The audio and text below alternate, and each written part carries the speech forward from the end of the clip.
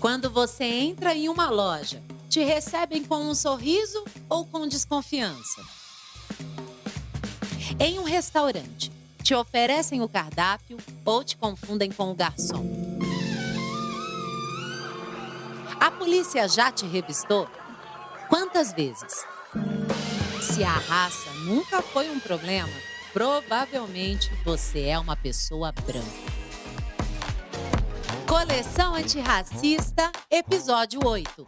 Branquitude versus antirracismo. Quando o assunto é privilégio, você, pessoa branca, está de qual lado? Prefere se manter em silêncio? Parte para o ataque ou fica na defensiva? Afinal, você desfruta dos seus direitos, certo? Errado. Direito vale para todas as pessoas e é garantido pela Constituição Federal. Um direito é sempre público e visa o interesse comum. Privilégio é uma espécie de vantagem que um indivíduo ou um grupo tem em relação à maioria. Você pode ter um branco e um negro numa determinada favela saindo para buscar emprego e o branco saberá que está em situação de vantagem com relação àquele negro vizinho dele. A psicóloga e ativista Cida Bento é uma das 50 pessoas mais influentes do mundo no campo da diversidade e há décadas se dedica ao estudo da branquitude. Mas você sabe o que é branquitude? Branquitude é se beneficiar de um privilégio que vem da cor da sua pele, das suas características e que vem de várias gerações que te antecederam. É uma espécie de panelinha que Cida Bento chama de pacto narcísico entre os brancos, que preserva para eles o acesso às melhores oportunidades. Não é que o patrão, o sindicalista, o gestor público se encontra às 5 da manhã para ver como vão discriminar negros. Não é isso. Cada um em seu lugar, sem precisar combinar, nesse pacto narcísico, atuam para que seu grupo permaneça e se reproduza em lugares de poder. Branquitude e negritude não são antônimos. Negritude é uma afirmação política da identidade negra. Já branquitude é uma identidade que se forjou no silêncio, porque as pessoas brancas não se veem como sujeitos racializados. Ou seja, é como se todas as outras pessoas tivessem raças, diferente do branco europeu e seus descendentes, que se acham universais.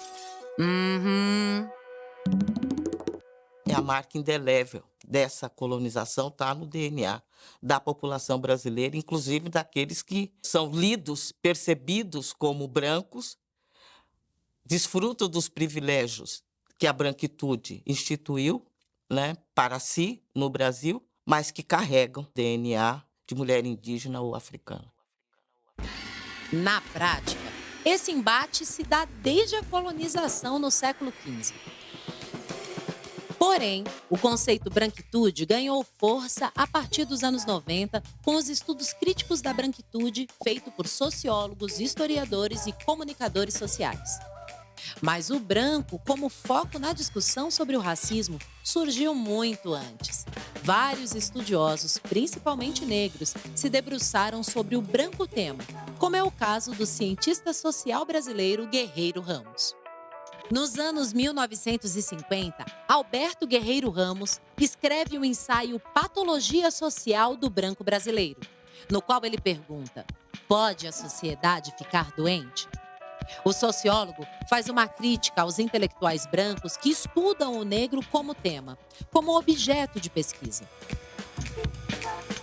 Então, Guerreiro Ramos inverte esse lugar e traz o branco como o problema gerador do racismo. Segunda série, escola, já passeando com as meninas e um dia elas disseram pra mim assim: a gente não quer mais andar com você porque você tem cor de sujeira. E elas apontaram, eu tinha cor do papel pardo, que embrulhava os cadernos. Guerreiro Ramos conclui: a doença social do branco que contamina a sociedade ressalta positivamente os aspectos da identidade racial branca, ao mesmo tempo que deprecia as pessoas negras. O racismo é realmente uma enfermidade coletiva. If you white folks want to be treated the way blacks are in this society, stand. Nobody's standing here. That says very plainly that you know what's happening. You know you don't want it for you. I want to know why you're so willing to accept it or to allow it to happen for others. Deformada, nua, objetificada, sem nome. A negra, como tantas outras. Escravas que moravam lá na nossa fazenda. Ela tinha lábios caídos e seios enormes, porque naquele tempo as negras amarravam pedras nos seios para ficarem compridos e elas jogarem para trás e amamentarem a criança presa nas costas. Pesado, né?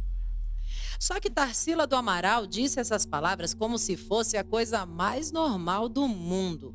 Quase 50 anos após ter realizado a pintura inspirada em uma pessoa negra que ela se dizia próxima e que nunca teve o nome citado pela artista. A Negra é um dos quadros mais importantes de Tarsila e simboliza sua filiação ao modernismo brasileiro, cujo marco é a Semana de Arte Moderna de 1922.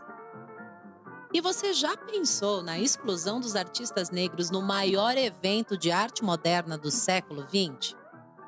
Realizada 34 anos após o fim da escravatura no Brasil, a Semana de 22 foi organizada pelos filhos das famílias cafeeiras, a elite paulistana da época. Por que deixaram os afro-brasileiros de fora da programação? Que modernidade é essa, hein? A artista visual Renata Felinto enterra o quadro A Negra e, com ele, todas as amas de leite que deram o corpo como alimento durante a escravidão. Enterra também o culto aos modelos modernistas que carregam em si a gênese racista das elites escravocratas. Uma reparação simbólica por meio da arte. E olha só, o quadro A Negra foi pintado durante uma temporada de Tarsila em Paris. Privilégio, né? Quem se debruça sobre a análise do conceito de privilégio é o sociólogo, historiador e pensador panafricanista Du Bois. Nascido nos Estados Unidos em 1868, Du Bois escreveu Black Reconstruction in America, um marco nos estudos sobre a branquitude. Du Bois mostra que mesmo quando o trabalhador branco é pobre, ele tem vantagens, trânsito livre e tratamento cordial. Além disso, os brancos ocupam as funções públicas de poder.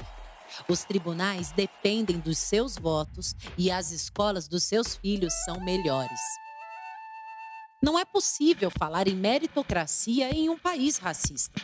Numa sociedade marcada por desigualdades sociais, os indivíduos não alcançarão os mesmos resultados se não tiverem as mesmas oportunidades. Assim, a meritocracia torna-se mais uma forma de perpetuar privilégios.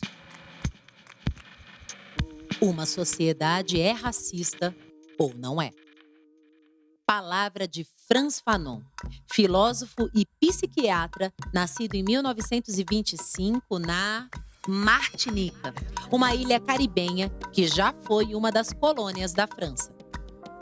Pele Negra, Máscaras Brancas, seu primeiro livro, lançado em 1952 e atual até hoje, analisa a constituição da subjetividade das pessoas negras a partir do colonialismo.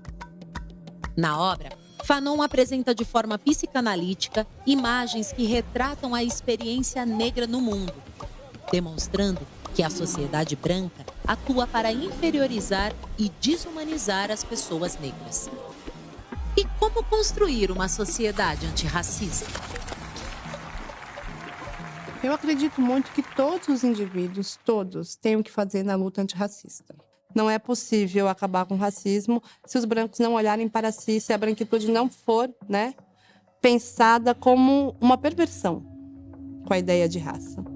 Eu acredito que todas as instituições precisam fazer ações afirmativas, porque se elas não fizerem ações afirmativas, o racismo por si só continuam fazendo que as instituições prevaleçam brancos.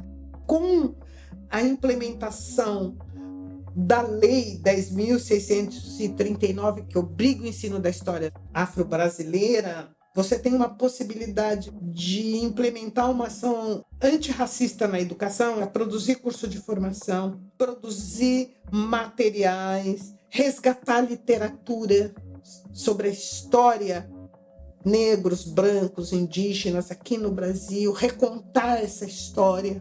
As matrizes brasileiras têm a presença indígena, negra e europeia. As crianças não podem aprender só sobre a matriz europeia, ou a matriz europeia falando da matriz indígena e africana. Cada um tem sua voz, cada um tem sua história. E trazer essa história articulada para nossas crianças é motivo de orgulho. Que tal ser um agente antirracista dentro da sua casa, no trabalho, nos lugares que você frequenta? Racismo se combate com educação e política pública. Exija mudanças estruturais do poder público e ações afirmativas em todas as instituições. O lugar do antirracista é dizer o tempo todo que ele não é signatário desse pacto perverso que está em vigor. O antirracismo branco, ele tem que ser ativo. Ele tem que fazer que o poder que se transformou em privilégio seja usado na emancipação de todos nós.